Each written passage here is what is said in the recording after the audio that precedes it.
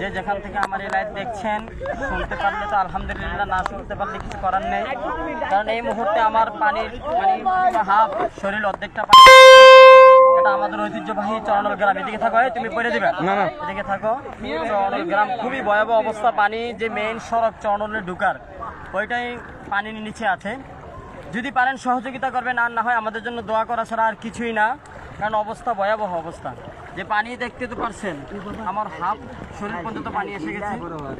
কি করার, এখন সব জায়গায় পানি। কিন্তু আলহামদুলিল্লাহ বাড়িতে এখনো ঘরের ভিতরে পানিও ঢুকে নাই, বাহিরে পানি আছে।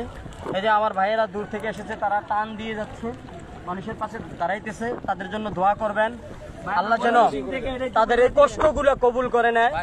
আল্লাহ যেন তাদের উপর একটা রহমত নাজিল করে, এবং কি তারা যেন বারবার মানুষের পাশে দাঁড়াতে পারে, সেই সহযোগিতা কামনা করে, দোয়া কামনা করে আমি শেষ করতেছি। আসসালামু আলাইকুম।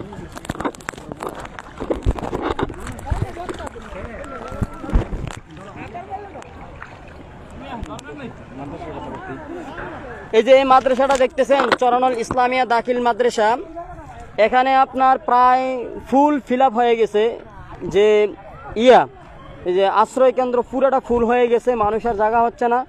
কেউ যদি ট্রান নিয়ে আসতে চান তাহলে এই জায়গায় চলে আসবেন, চরনল হাফিজিয়া ইসলামিয়া দাখিল মাদ্রাসা।